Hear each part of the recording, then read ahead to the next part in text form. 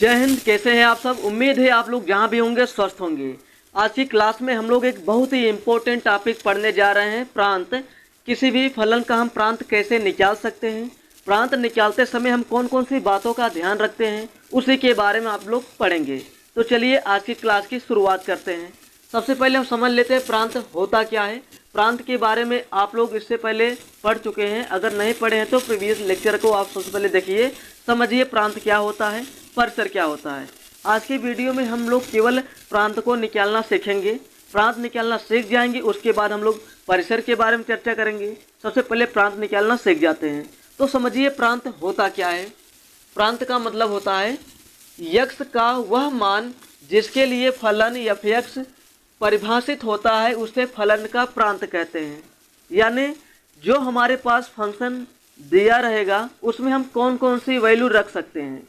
जैसे हमारे पास यहाँ फलन है f(x) बराबर 1/2x + 1। इसमें हम x की कौन कौन सी पॉसिबल वैल्यू रख सकते हैं और हमें फंक्शन का मान मिल जाए और फंक्शन परिभाषित हो जाए। ठीक है, तो अलग अलग फंक्शन में अलग अलग बातों का हमें ध्यान रखना होता है, कहाँ पर हम कौन सी वैल्यू रख सकते हैं। तो फलन का प्रांत क्या होता है, जैसे आप लोग डायग्राम से समझिए। इसे दो डायग्राम बनाते हैं। ये हो गया सेट ए का डायग्राम है और दूसरा है सेट बी का डायग्राम। तो सेट ए से सेट बी में कोई रिलेशन है, सेट ए से सेट बी में जो रिलेशन होता है उसी रिलेशन को हम क्या कहते हैं, फंक्शन है। यहाँ पर जो फलन है वह सेट ए से सेट बी में डिफाइन किया गया है। तो सेट ए में कुछ अवयव होंगे और सेट बी में कुछ अवयव होंगे। सेट ए में जो भी अवयव होते हैं उसे हम बोलते हैं यक्ष। क्या बोलते हैं? यक्ष बोलते हैं। और सेट बी में जो अवयव है उसे बोलते हैं वाई। इस वाई को ही हम बोलते हैं f(x). f(x) बोले या y बोले, दोनों का मीनिंग सेम ही होता है। मान लीजिए x में कुछ अवयव हैं 1 2 3 4 और यहाँ पर जो फलन है वह परिभाषित किया गया है, मान लीजिए किसके द्वारा, 1/x द्वारा परिभाषित किया गया है। f(x) बराबर 1/x या f(x) को हम क्या लिख सकते हैं, y बराबर 1/x। f(x) और y एक ही होता है। तो हम x की कौन कौन सी पॉसिबल वैल्यू है हम इस फंक्शन में रखें और हमें y का मान मिल जाए या f(x) का मान मिल जाए। तो हम यहाँ पर x का मान रखेंगे 1, तो हमें क्या मिलेगा, 1 मिलेगा। x का मान 2 रखेंगे, कितना मिलेगा, 0.5 मिलेगा।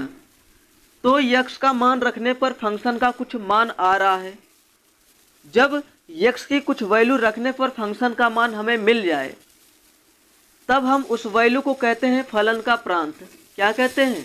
फलन का प्रांत। इस फलन में हमने क्या रखा, 1 रखा तो मिल गया 1, 2 रखा तो मिल गया 0.5। तो 1 और 2 क्या है, फलन का प्रांत हो गया। तो 1 रखने पर 2 रखने पर जो हमें मिला हुआ है उसे फलन का क्या कहते हैं, परिसर कहते हैं। 1 रखने पर 1 मिल गया तो 1 का रिलेशन 1 हो गया। 2 रखने पर क्या मिल गया, इस फलन में 0.5 मिल गया, तो 2 का रिलेशन 0.5 से हो गया। तो 1 और 2 हो गया प्रांत, 1 और 0.5 परिसर हो गया।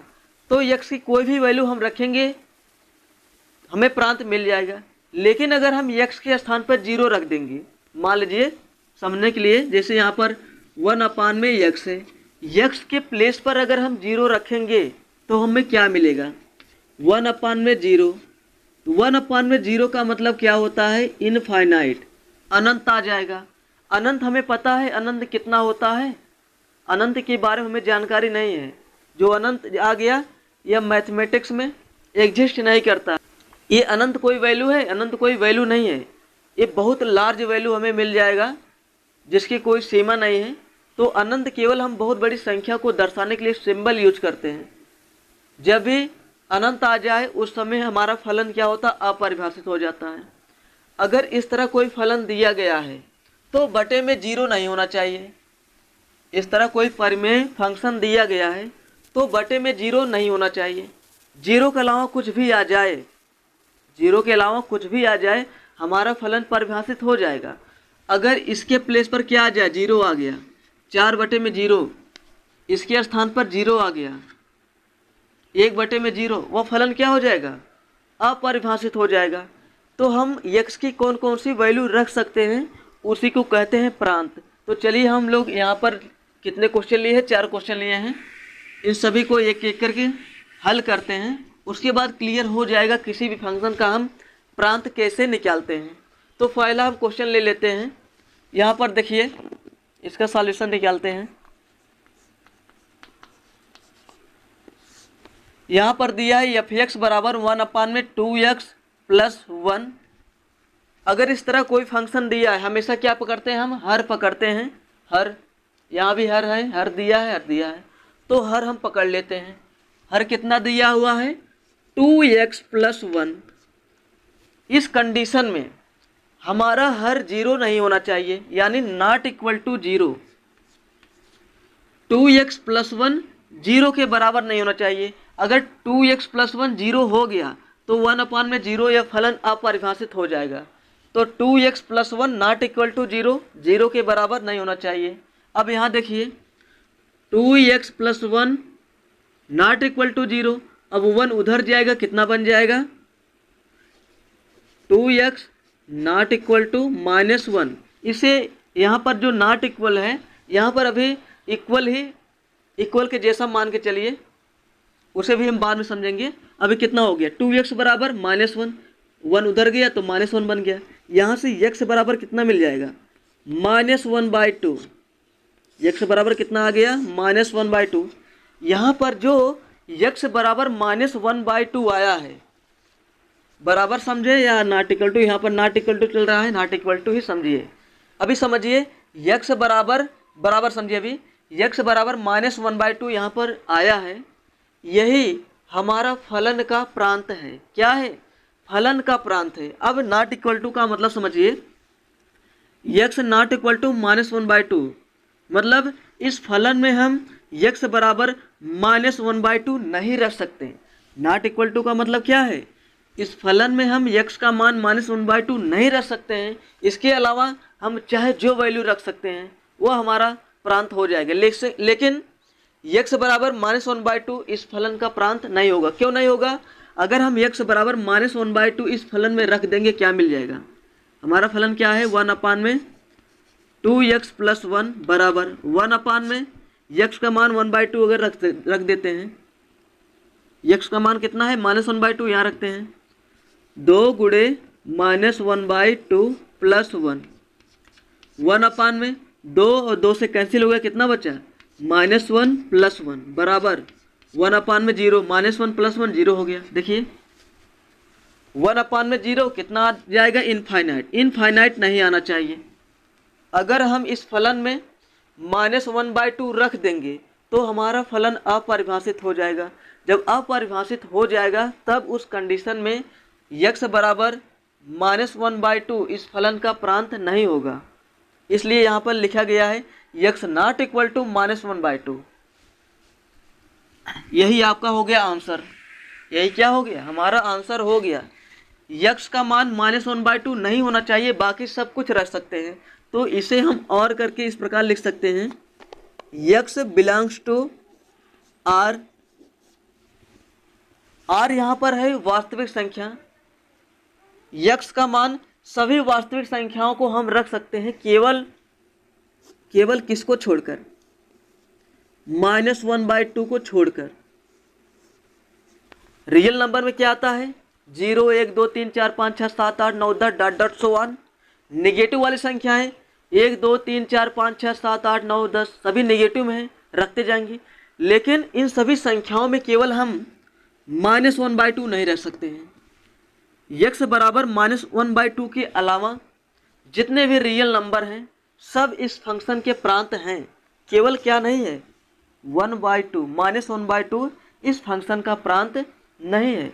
+1/2 का मान अगर हम यहाँ पर रख देंगे तो फलन का मान यहाँ पर परिभाषित हो जाएगा। अगर -1/2 रख दें, ये परिभाषित नहीं होगा। तो इसको हम इस रूप में भी लिख सकते हैं, इस रूप में भी लिख सकते हैं। तो इसे क्या पढ़ते हैं? x belongs to r। r यहाँ पर रियल नंबर है। इस रियल नंबर में से हम क्या माइनस कर देंगे? -1/2। जितनी भी रियल नंबर है उस रियल नंबर में से केवल हम -1/2 माइनस कर देंगे, जो बचेगा वही इस फंक्शन का प्रांत कहा जाएगा। उम्मीद है आप लोग इसे समझ गए होंगे। अब इसी तरह हम क्वेश्चन नंबर 2 को हल करते हैं। ये भी बहुत ही आसान है। इस तरह का जब क्वेश्चन हमारे पास आ जाए तो हर में 0 नहीं होना चाहिए। तो इसका तात्पर्य क्या है? 3x + 1 नॉट इक्वल टू 0, हर का मान 0 नहीं होना चाहिए। तब देखिए यहाँ से क्या मिलेगा, 3x not equal to -1, x equal to कितना मिल जाएगा, -1/3। यही हमारा आंसर हो गया। इस फलन में हम x बराबर -1/2 नहीं, -1/3 नहीं रख सकते हैं। नॉट इक्वल टू का मतलब क्या है, x नॉट इक्वल टू -1/3, यानी x बराबर -1/3 इस फलन में नहीं रख सकते हैं। जैसे ही हम x बराबर 1/3 इस फलन में रखते हैं, यहाँ पर बन जाएगा पूरा 0, तो 4/0 इनफाइनाइट आ जाएगा। देखिए यहाँ पर कितना है, 3x + 1। अगर हम रख दें x के स्थान पर -1/3, 3 गुणे -1/3 + 1, 3 3 से कैंसिल हो गया, बचा -1 + 1 बराबर 0 हो गया। तो इसमें जब हम x बराबर -1/3 रखते हैं तो पूरा बन जाएगा 0। कितना बन गया, 0 बन गया। जैसे यहाँ पर 0 बनेगा, 4/0 इनफाइनाइट हो जाएगा, तो हमारा फलन अपरिभाषित हो जाएगा। जब अपरिभाषित हो गया तो काम खराब हो गया। तो हम क्या कह सकते हैं, इस फलन में हम x बराबर -1/3 नहीं रख सकते हैं, यानी x बराबर -1/3 इस फलन का प्रांत नहीं है। इतना लिख देते हैं तब भी सही है। अगर आप ऐसा लिख देते हैं, ये सिस्टमैटिक हो जाएगा। x belongs to R, x का मान सभी वास्तविक संख्याएं रख सकते हैं, केवल किसको छोड़कर, -1/3। जितनी भी वास्तविक संख्याएं हैं उसमें से केवल -1/3 का सेट निकाल देंगे। ठीक है, रियल ये क्या है यार, वास्तविक संख्याओं का समुच्चय है। वास्तविक संख्याओं के समुच्चय में से -1/3 जो समुच्चय है उसको हम माइनस कर देंगे। उसके बाद वास्तविक संख्या में जो बचेगा वह हमारा प्रांत कहा जाएगा।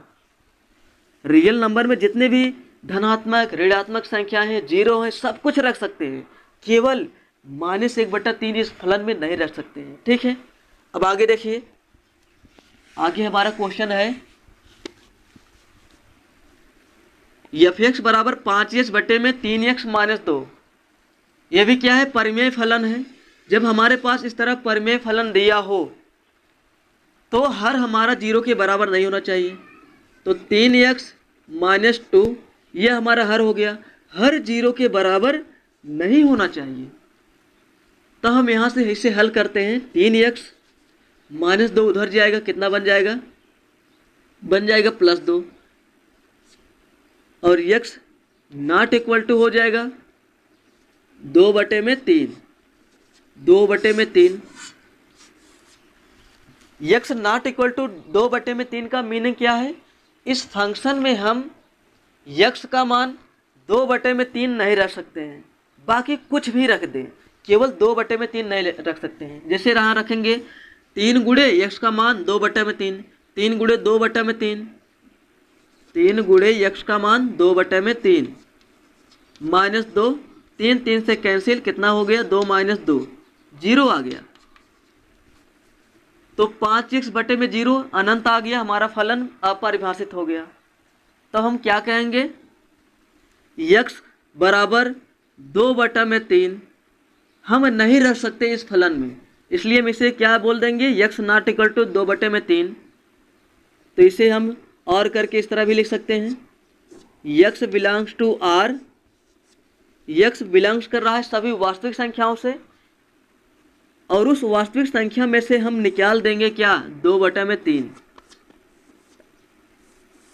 ठीक है, जितनी भी वास्तविक संख्याएं हमारे पास हैं उस वास्तविक संख्या में से केवल हम 2/3 इस फलन में नहीं रख सकते हैं।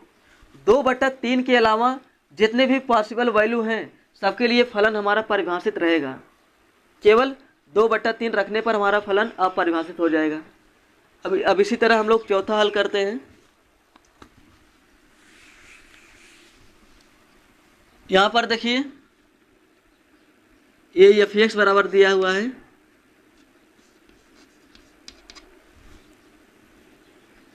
तो हर हमेशा हम लेते हैं, अगर इस तरह प्रमेय फलन दिया है हमेशा क्या लेते हैं हम लोग, हर लेते हैं।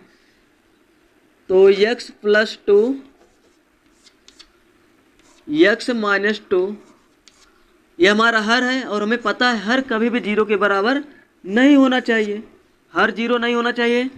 तो हम एक एक करके 0 के बराबर पुट करके x का मान निकालते हैं। पहले इसको लेते हैं, उसके बाद इसे, चाहे जो ले सकते हैं, मान तो निकालना ही हमें है। तो x + 2 ≠ 0। जब ये दोनों 0 के बराबर नहीं है तो ये भी 0 के बराबर नहीं होगा, ये भी 0 के बराबर नहीं होगा। तो यहाँ से x ≠ -2 आ गया। इसे जब 0 के बराबर रखेंगे,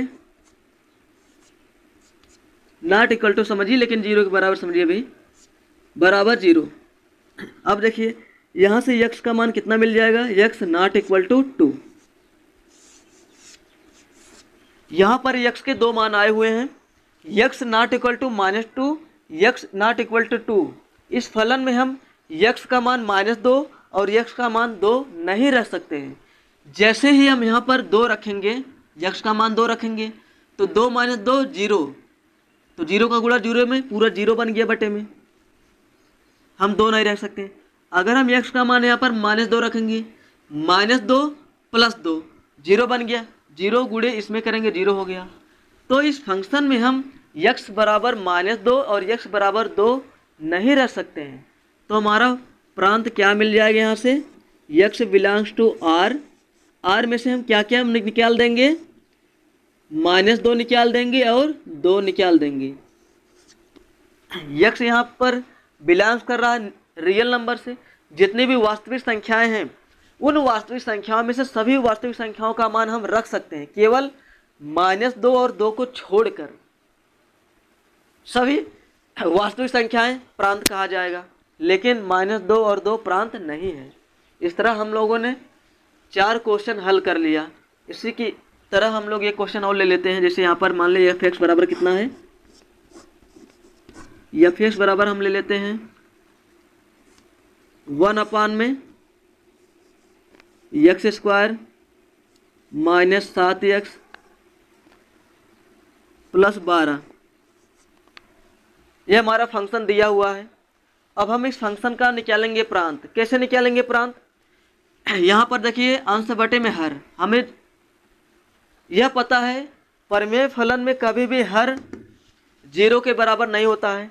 तो कैसे लिख सकते हैं इसे, x² - 7x + 12, यह हर 0 के बराबर नहीं होना चाहिए, ≠ 0। अब हम इसका गुणनखंड कर लेते हैं। x² - 7x को 2 पार्ट में तोड़िए कि जोड़े घटाएं -7x आ जाए और गुणा करने पर 12 आ जाए। तो इसे लिख सकते हैं -4x - 3x, -4x - 3x -7x हो गया। तो -4 गुणे -3 प्लस का 12 हो गया। अब यहाँ से हम कॉमन ले लेते हैं, क्या इन दोनों में x कॉमन है, तो x - 4 बच गया। अब यहाँ कितना कॉमन लेंगे इन दोनों में, -3 का कॉमन, x - 4, ये भी क्या चल रहा है, ≠ 0। x - 4 एक कोष्टक में, x - 3 एक कोष्टक में, x - 4 हो गया, उसके बाद x - 3, ये हो गया गुणनखंड। यह जो मान आया है ≠ 0 है। जब यह ≠ 0 है, इसका गुणनखंड करेंगे वो भी ≠ 0 रहेगा। तो एक एक करके 0 के बराबर पुट करते हैं। x - 4 ≠ 0, तो x ≠ 4, तो पहला आ गया। दूसरा देखिए, x - 3 ≠ 0, तो x बराबर 3 नहीं हो सकता है, x ≠ 3। यहाँ पर यक्स बराबर 4, यक्स बराबर 3 इस फलन में नहीं रह सकते हैं। यक्स का मान हम यहाँ रखें या कहीं भी रखें। अगर यहाँ रख के चेक करेंगे बहुत ही आसानी से हम समझ जाएंगे। अगर यहाँ देखिए, यहाँ क्या है, यक्स नॉट इक्वल टू 4, यानी यक्स का मान हम 4 नहीं रख सकते। जैसे ही हम 4 रखेंगे यहाँ 0 बन जाएगा। यक्स का मान 4 रखेंगे, 4 माइनस 4 0, 0 का गुणा 0 में, यानी हमारा अंश बन गया 0, नहीं बनना चाहिए। अगर 3 रखेंगे, 3 माइनस 3 0, अंश हमारा बन गया आएगा 0। अगर यह 0 हो गया मतलब ये भी तो 0 होगा, क्योंकि यह इसका गुणनखंड यह है। अगर इसका गुणनखंड 0 आ गया तो ये भी 0 होगा। तो हम यक्स बराबर 4 और 3 नहीं रख सकते हैं। यक्स बराबर 4 और 3 के अलावा कोई भी वैल्यू रख देंगे, फंक्शन का मान मिल जाएगा, लेकिन 3 और 4 पर फंक्शन का मान नहीं मिलेगा, फंक्शन अपरिभाषित हो जाएगा। तो हम इसे लिख सकते हैं, इसे यक्स बिलोंग्स टू आर। ठीक है, यक्स बिलोंग्स टू आर, इसका मतलब क्या है, यक्स का मान सभी वास्तविक संख्याएं रख सकते हैं। वास्तविक संख्याओं में जितनी भी संख्याएं हैं, 0 1 2 3 4 5 6 7 8 9, ऋणात्मक में -1 -2 -3 सब रख सकते हैं। केवल किसको छोड़कर, 4 और 3 को छोड़कर, 3 और 4 को छोड़कर। 3 और 4 माइनस कर दिए हैं, इसका मतलब 3 और 4 इस फलन का प्रांत नहीं है। 3 और 4 इस फलन का प्रांत नहीं है। 3 और 4 के अलावा जितनी भी संख्याएं हैं सब इस फलन का प्रांत हो जाएगा, लेकिन 3 और 4 नहीं होगा। ठीक है, 3 और 4 यहाँ पर रखेंगे, यहाँ बन जाएगा 0, 0 बन गया फलन अपरिभाषित। आई होप आप लोग इसे समझ गए होंगे, इस तरह के क्वेश्चन में फलन का प्रांत कैसे निकालते